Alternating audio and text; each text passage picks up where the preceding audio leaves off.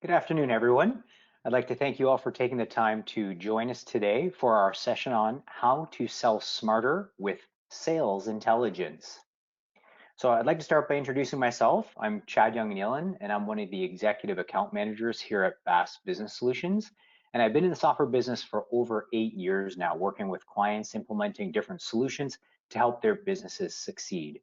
So at this point in time, we do have Adam joining me. So Adam from InsideView, I will go ahead and pass things over to you at this point in time to introduce yourself. Yeah, hey Chad, how are you doing? My name's Adam Perry. I'm with InsideView. I am the Vice President of Customer Experience, which is a fancy title that just means I help customers be successful wherever they are in evaluating a vendor, whether you're just starting the process of considering making a purchase, whether you're deep within the sales process, looking at all the tools available, or whether you've already made a purchase and now you're just looking to get your stuff implemented and realize that value. Like Chad, I've been in the industry for quite some time, and I come from a background of product and sales, so I'm happy to answer all the questions you have today. Excellent, thanks, Adam. So today's agenda, we're going to be covering, obviously we did the introductions, how to sell smarter with sales intelligence. And then just after that presentation, we're going to go into more of an overview demo of InsideView itself. And then after that, we'll actually do a demo of Sage CRM integration with InsideView. And then we will have the conclusion and the Q&A that Remington alluded to earlier. So at this point in time, I would love to pass it back to Adam so we can go ahead and start the presentation on how to sell smarter with sales intelligence. Thank you so much, Chad. I'm actually really excited to have you showcase the Sage CRM integration that you built. I got a preview of it, of course, and it's really sharp. I'm really excited for that part of it. But let's start off. So a lot of folks who have joined today, we use the term sales intelligence. We know what it means, but I just wanted to set the table a little bit so that we're all on the same page. We know, COVID clarified, if nothing else, that we're living in a digital world, digital first, which means we've got to be a little bit smarter when it comes to sales. Rather than just what used to be spray and pray, meaning let's sell to everyone in the world, we want to have a better idea of who to target, when to reach out to them, what to say, and figure out better ways of connecting with people. Since we all get so much spam email these days, I'm always looking for people who show me that they know me. And that's exactly what sales intelligence is designed to do. So you start off with having deep, rich data so we can understand the companies and the people that we're looking to sell to. And then we want market insights. What's going on with these companies? What's happening in our industry? So that we can have a real and relevant conversation. And then the other piece is I always do better with a warm handoff than cold calling. So in other words, if a coworker or a friend of mine knows someone at the company and can make an introduction, that's a lot better for both of us, both for the prospect or the customer and for me, because it sets great context and it builds trust right from the get-go. And we know these things are important. So here's today's demand gen waterfall. And these sales solutions help us at every point in the demand gen waterfall.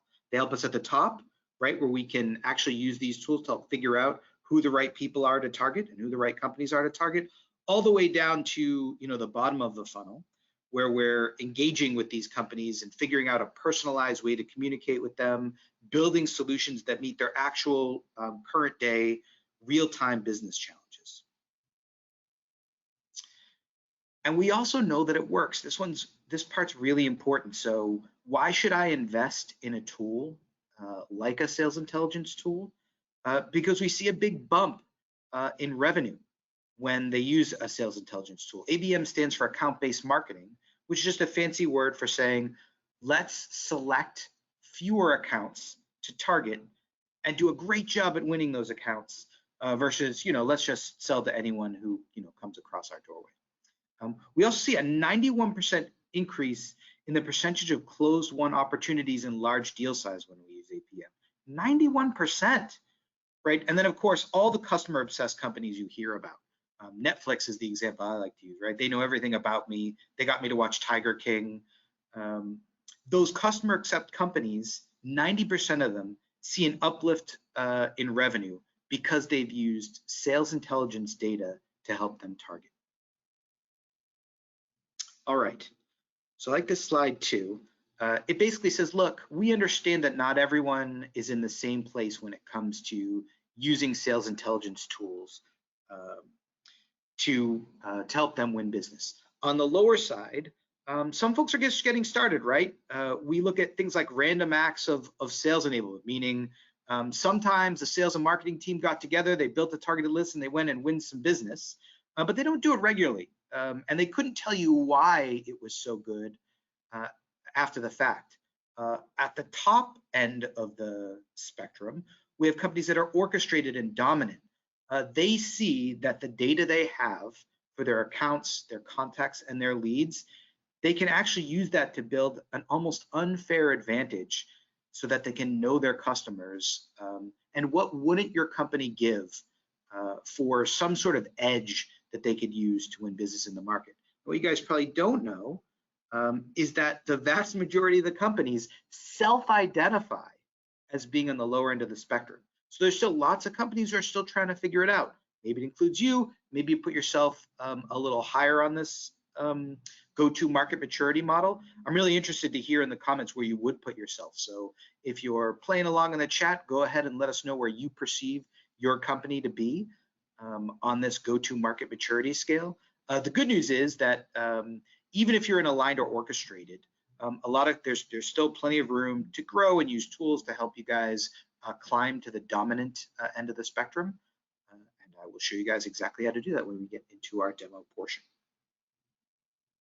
All right. The next question I hear folks say, okay, you guys have some tools. I want to understand, like, how important are these tools compared to all the other things that my business needs, right? So we talk about Maslow's hierarchy of needs. For those folks not familiar, like if you don't have food and shelter, everything else becomes, gets drowned out, because the most important things are to find safety, food, and shelter. And so we ask ourselves, okay, well, how effective would your salespeople be if they tried to use a CRM and there wasn't a lot of information in there? How effective would your outreach be if you didn't have phone numbers and emails to reach out to? Does web conferencing work if you don't have the right amount of prospects per account? So we would put those sales intelligence tools right at the base, the bottom of the stack. These are some of the most important things that you can have right after things like, yeah, we have to have a CRM. Yeah, we have to have working email. Yeah, we have to have some sort of working phone so I can talk to people or text people if that's your preference. Right down at the bottom. These are mission critical to your business being successful. All right, and with that, I'd like to move over to our live demo portion. So I'm going to show you our products in action, the InsideView product, and then I'll switch over to Chad for the Sage product. Let me know when you can see it. All right, does everyone see a full screen web page that says CGI? I think you probably all do. We do, Adam. Thank you. Great. All right. Thank you for the confirmation. All right. So let's assume that I am targeting a company, CGI. It's a fairly big company. We can see a little bit about them right on the left side of the panel here, right? $10 billion in revenue, 77,000 employees. I feel like they could afford a lot of our product or service regardless of what I sell. But I need to know how to learn a little bit more about the company. What exactly do they do? What industry are they in? So right here, we see a nice little industry pane. Maybe use NAICS or SIC codes. Maybe like a standard industry classification. InsideView provides that for you. We also tag what their primary business is. So like most large companies, they have their fingers in a lot of pies, but they do get most of their revenue through IT services and consulting. I might want to know about their financials. These guys are a public company, so we get to know a lot about them. They have to publish their financials quarterly. So here you can see everything that you could ever want to know about them. And then there's just a ton of other info, things like family tree, where their office is located, right? Are they in North America? Are they elsewhere in the world? And I can dig in and take a slightly closer look. I can do the same thing on the people side, right? So I can see a lot about the type of people that work there. And I got signed out. No good live demo goes unpunished. So we're going to go ahead and sign in real quick get back to CGI. There we go.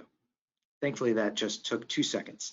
We can see the job level and job function that the folks at CGI are. So if I wanted to, say, target a particular group, maybe I want folks in human resources at the VP level, I've got a ready-made list of folks with that. And I can know a lot about those folks as well. So if you look on the right-hand side here, I can know a lot about these folks. We have rich bios for all these folks, including email, direct dials, past employments, because this guy is fairly well known as the Chief Human Resources Officer. We have a very rich bio on past education, or past employments, education. Those things are helpful when it comes to targeting. We even include things like direct links to their LinkedIn profile, so you can go and do further investigation, check out what recent social posts he made. So that's the data piece of it. The next piece of it I want to talk to you is this idea of, okay, well, what's going on in the market with this company?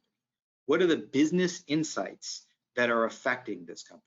And you can see this on the right side of the screen. I've got some recent news articles, but your company may target based on certain business insights that happen during the course of a year, things like an acquisition or maybe a leadership change.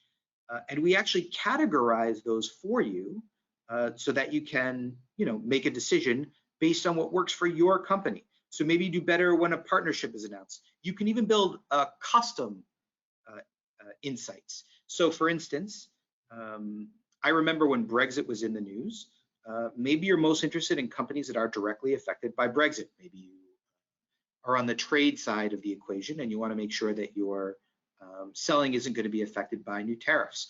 Well, you can create a custom agent. It will appear in this list right here, and it will be tagged to every company that's mentioned in conjunction with the word Brexit. We also pick up social media feeds. So CGI has got a very rich social media feed. They're pretty commonly posting about what's going on in this business. This is a great way for you to have a real conversation with someone at CGI based on something that they put out there on the internet, so that you can craft a great outbound email to them. So we've talked a little bit about the data itself. We've talked a little bit about the insights. I want to talk to you about the connections as well. So I'm going to pick on a particular connection. Let's pick on Janine Bailey. I'm going to take a look at her. Is Janine Bailey the right target for me? Well, she's in communications. Yep, that's the right fit. I can look at her tweets because I've got her Twitter profile. I can investigate her a little more on LinkedIn and learn a little bit more about her. I know her previous employments. I know her role. Not only that, but I have her direct email address. I do have a mobile phone, so I could, if need be, contact her by phone. Sorry, that's her desk phone. This is her mobile phone. But I also might want to know, okay, well, who at my company knows her? So you see this View Connections button at the top right? I give this a click. And because I have uploaded, and everyone at my company has uploaded, their LinkedIn and their email and their personal connections with the folks they know in business, I happen to know Mark Paramount, who's a VP at InsideView. He personally knows Janine. So I can give Mark a call and say, hey, Mark, I think Janine would be a great fit for a product or service. I would like to introduce her to this product. How well do you know Janine? And he would say, well, actually, she's a longtime friend. I agree with your assessment that this would be a good fit for their company. I'm willing to make that introduction. I could also, if it was someone I didn't know as well, I could just click this ask for a referral and it would auto-generate an email. What happens for larger companies is someone at your company might know Janine, but you might not know them that well. So this just creates a direct connection between you and them so that you can, when you reach out with Janine, just say, hey, I was talking with Mark. We agree that you would be a good fit to make a purchase for a product or service. I'd love to learn a little bit more about what you're thinking about right now, what business challenges you have. And it's a great conversation starter because she knows Mark. Now she knows me, and I have shown her that I'm interested in her personally, and I've got a much better chance of beginning a conversation. rather than just starting off cold. All right, so this is a brief overview of the tools that InsideView offers. I want to make sure I give enough time to showcase the Sage integration that we have with InsideView. So I am going to pass it over to Chad, and he will give us the Sage integration overview. Excellent. Thanks, Adam. All right, so you can see my window okay now? I can see it. Sage CRM. Excellent. So I appreciate you sharing all the great features of InsideView. Now I'm going to show everyone how BAASS has built an integration between Sage CRM and InsideView. So this integration has been a fantastic tool for our team to increase productivity and accuracy so we can focus on selling versus doing a lot of the data entry. So really, this is where the value comes into it for our team, right? Being on the sales side of the fence, we want to be engaging clients. We don't really want to be trying to hunt down this information or doing a lot of data entry into our systems that we use on a day-to-day basis. So that's where that connection between InsideView and Sage CRM can really help us. So I'm going to cover off kind of the three of the integration points that BAASS has built between InsideView and Sage CRM. It's going to be the summary page here. So for those of you who've not seen Sage CRM, this is kind of our BAASS internal version and layout of this tool. So I'm going to cover off the summary tab. We're going to go into the people tab, and then we're also going to go into the address tab as well. So using the same record that Adam was presenting earlier with the company CGI, as you can see right now, this record does exist within our CRM system.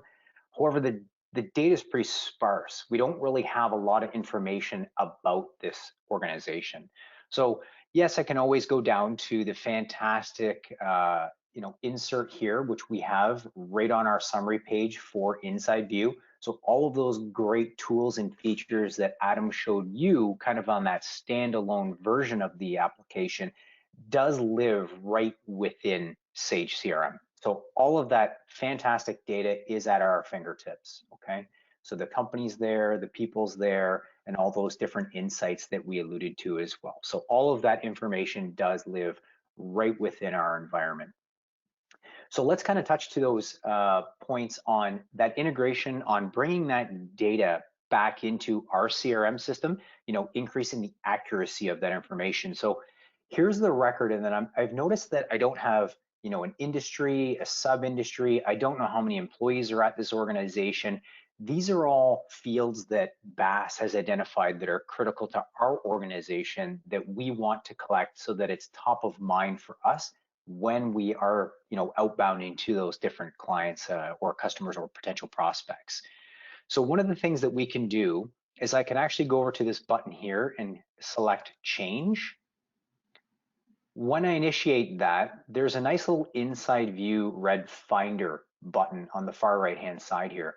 What that does is it will actually pull the data from InsideView's database.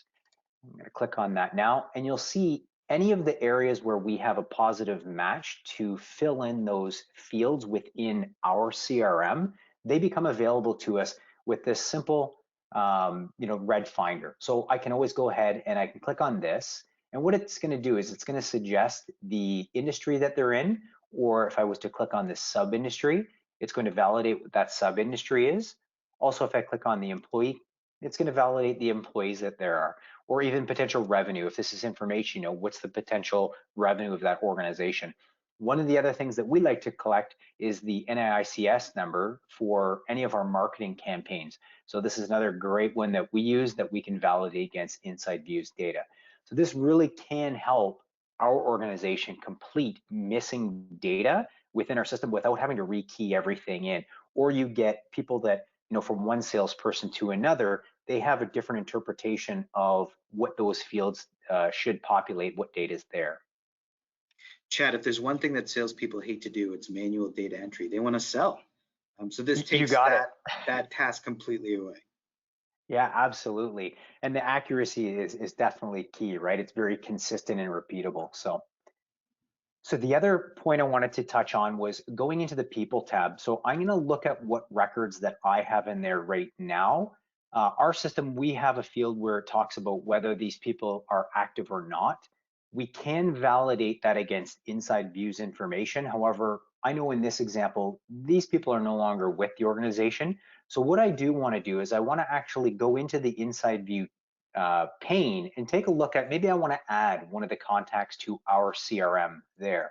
So I'm going to flip back to a summary, and I'm going to actually use the example of Stephanie Mango. Once I can scroll down here. So once I go into the InsideView pane, and then I've got the people tab here, I can see a list of people from their organization. Now, this individual is actually the president in their organization. You know, we can see here that we've got a valid email, we've got a valid phone number, and a LinkedIn profile that we can definitely reach out to and try to connect them from. And maybe we have some connections that Adam alluded to as well. So what I'm going to do is I'm actually going to take Stephanie Mango. I'm going to go back to our people tab to add that individual. So now when I click on the new person tab button over here, I just have to type in her name here, and then I can click enter person details. So you'll see this red InsideView Finder again. I don't want to have to go through my system now at this point. Okay, well, what's the person's title? A lot of times that's flipping back and forth, maybe between a different window that you have, whether it's the internet or even if it is a contact that you received via email. I can leverage the benefit of InsideView to populate all this data for me, saving me a ton of time so I can get on to, which is actually reaching out to the customer. So when I click on the actual InsideView button, it shows all the positive field matches that we have. You know, their title, okay? All of this stuff, you know, obviously we've got province here, but it can correct, it's Quebec, so the country for them, Canada, postal code, you know, the city that they're from, Montreal. And I can also have this person's phone number populate for us as well. And same thing, we've got a negative match here on the email, but we can get that corrected by simply clicking on this and it will pre-populate that field for us, okay? So this is a real Chad, easy, I yeah, go love ahead, this Adam. I love this for two reasons. The first is, again, we know that the salespeople are going to want to sink in new contacts into their system. They're always looking for more people to reach out to, build deeper relationships. On the marketing side of the house, I noticed you added, you know, job title, job level, job function. Marketing needs standardized values there so they can understand, okay, well, do I have enough people to run a campaign? If I want to win CGI business, I might market to them too, but I got to know, do I have enough people at the right level to do that? So, you know, standardizing the data that you add into, because you're pulling it from a data vendor through your integration, means that marketing will have the right information for them to make good decisions about whether CGI is a good target for them to market to. Exactly. No, thanks for bringing that up. Yeah. All right, so I'm just going to go over to the next tab here, which was addresses. So oftentimes you're wanting to get out and visit clients. I mean, obviously with the pandemic that's going on, we haven't been doing a lot of that, but at least we can be prepared when things start to open back up. So I'm going to go ahead and click on the address tab. So I do have an address here, but maybe I want to validate or ensure that, you know, I have the right address there. So one of the things that's really nice when adding addresses, leveraging the data from InsideView, is when I just click on the new address button here, once again, that InsideView Finder is there. I have not entered any information into the system at this point in time, so I'm going to be 100% leveraging the data from InsideView. By easily clicking on that, I can automatically start to populate the different address information without even having to do anything on my side to add that to that particular record. So tremendous time saver for me. Now that I have that physical address, I can go ahead and validate it, you know, whether I'm going to go to Google Maps, if I'm planning my route for the day on outbound visits. This is just a fantastic tool to shorten the time it takes me to get the information that I need. All right, I'm just going to go ahead and cancel that one. So, and then that's just a quick demo of, you know, what BAASS has done and how we've integrated Sage CRM and InsideView. Now we can work together to make, you know, your team more efficient and focus on selling more and growing your business. So what I can do now, Adam, is I'm just going to bring up my contact information for everyone so that we've got it here.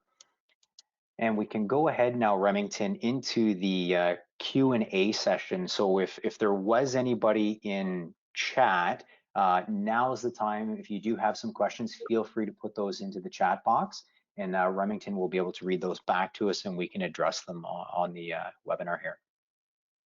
I do have some questions that have already come in. So the Okay. first one I have is, which sellers should get access to a sales intelligence tool? Just account executives, SDRs too, or SDRs too? What do you think, Chad? Yeah, you know what, Adam, go ahead, you can take that one. Sure. So look, even though the name is Sales Intelligence Tool, we see companies have all types of titles given access to this.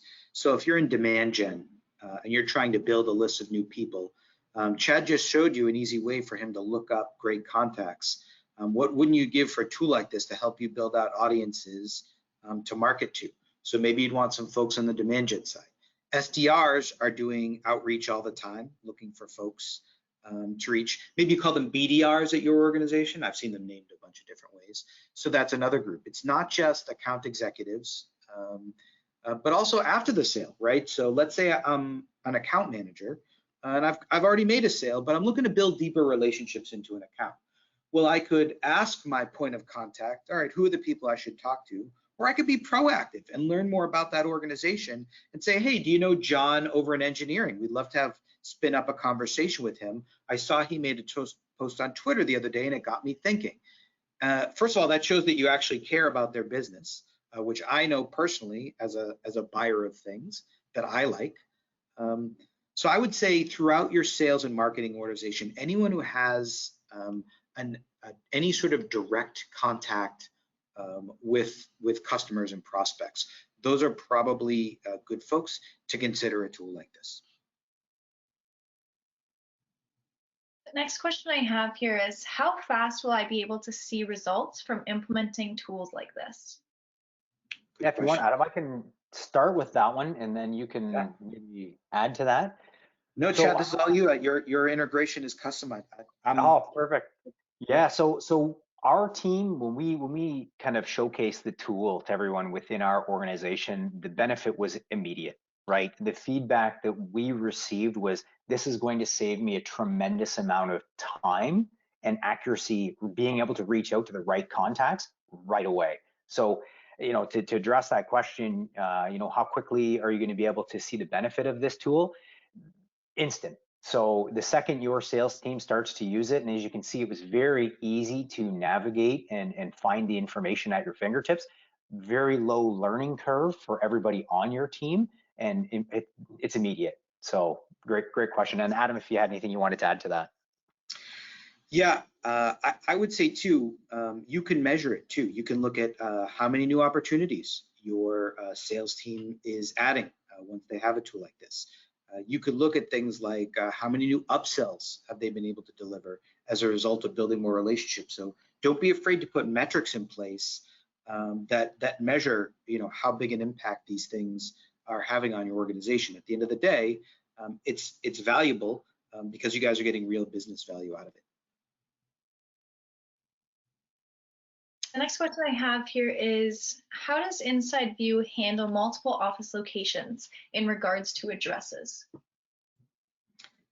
Yeah, I can definitely field that question. Great question, by the way. I showed you guys as part of the demo a family tree of CGI, which includes office locations. We actually do some metadata tagging. So for a particular location, we try and tell you, is this a subsidiary that's operating as an independent business unit, similar to Whole Foods, who was purchased by Amazon? Or is it like a field office where you just might have a couple salespeople working a particular region? Or is it a warehouse where they're just storing goods? Now that said, there's an endless amount of ways that companies organize. And so there, you know, if it is a particularly small remote location that doesn't have a lot of people, it might not be in InsideView's database. We tend to focus on where the decision makers are because they're able to make purchasing decisions. for products and services. But generally speaking, our family tree, if you will include relevant locations for companies. Perfect. Thanks, Adam. And on the integration side, just to kind of address that as well. So in the address fields, it is going to try to populate. So I didn't give the system any data to aggregate, basically, right? So when I was entering in the address field, it's going to take the first primary address, the first one that populates. However, if you did give the system a little bit more information, like we did with Stephanie's contact information, it's going to fetch that particular address record. So it will go to that family tree of addresses as well when we go to enter it in through the integration of Sage. So the next question here is, does this work with LinkedIn? I love this question. So I spend a lot of time on LinkedIn. I spend a lot of time with InsideView's tools. I don't know whether you guys have noticed that folks on LinkedIn give themselves the most interesting titles: growth hacker, sales ninja. These are a great rich profile, so it's not like you want to give up using LinkedIn all the time, but we also talked about the value of knowing what these guys actually do. What's a growth hacker? Is he in marketing or sales? So having a sales intelligence tool in your CRM can help you better understand what their real job function, job level is, and it works complementary with LinkedIn, like we showed in our demos. LinkedIn profiles are included with our contact info. So you can get a richer understanding of what those people care about socially by going to LinkedIn. I consider them complementary. By the by, probably you guys are aware, but in case you're not, you can't directly sync in LinkedIn data right to your CRM, just like Chad showed with his great Sage CRM demo. That's not possible with LinkedIn. So don't forget, if it doesn't live in the CRM, it doesn't really live. All reports are based on data in the CRM. It's how your sales and marketing leadership thrive and survive. So love LinkedIn, definitely use it. This is definitely complementary and helps you give a better understanding for folks who have been very generous with their own titles. Chad, anything you want to add? Yeah, just on the central place of information too, right? So oftentimes, when reaching out to potential prospects, part of that process is go to their website, go to their LinkedIn pages, go to these different locations that you find valuable for collecting that data. InsideView has centralized all of that information, so you now need to go to one location, and that can live right inside your CRM. So tremendous time saver having all of that stuff already aggregated for you. So it's, yeah, Facebook and or LinkedIn, right? So absolutely, yep. And the last question I have here is, does customer privacy regulations like GDPR affect anything here? Yeah, let me take a stab at that, and then Chad, I'm interested in your opinion as well. So look, GDPR and specific to CAN, I think you guys have CAN spam. Is that right, Chad? Yep. Yep. These are regulations designed to protect the privacy of individuals. Oh yes, CASL as well. So there's lots of regulations designed to protect the privacy of individuals, to reduce spam, to reduce needless outreach. All of the data that you will get from a data provider like InsideView is regulatory compliant. That said, your company is still responsible for using the data responsibly. So you can feel free to make full use of the platform, take as many contacts and companies and add that to your CRM, build a rich CRM database to your heart's content. However, you still have to obey the local regulation. If someone says, hey man, I appreciate that you guys sent me an email and are looking to do business, I want to be removed from your sales and marketing lists, it is on your company to remove that person and put them on the no contact list. So you can feel good that the data that we are serving up to you is in accordance with local and regional regulation, but you still have to be a good corporate citizen and do the right thing when it comes to that regulation. Perfect, thanks, Adam. And yeah, to complement that, Yeah, no, and Yeah. to complement that, yeah, I mean, we still have to follow those best practices. And I don't know if people were able to pick up on our CRM record, but we do have an opt out from, mail campaigns. So we are following the regulations on our side as well too. So even though I add a record to our CRM, by default, that person's not included in the mailing campaigns. We actually have to flag it to turn it on. So generally, that would come from some sort of a communication that you've had with that individual, or if you've done business with their organization in the past, then there's an opportunity for you to be able to reach out and to potentially flag that. But always best practice is to have that conversation with the client, if we're able to communicate with them via email. So. It does look like that's all the questions that we have. So with that being said, I would just like to thank everyone for taking time out of their busy day to attend, as well as both Adam and Chad for presenting. Everyone will receive an email with the recording when it becomes available, and I hope everyone enjoys the rest of their day.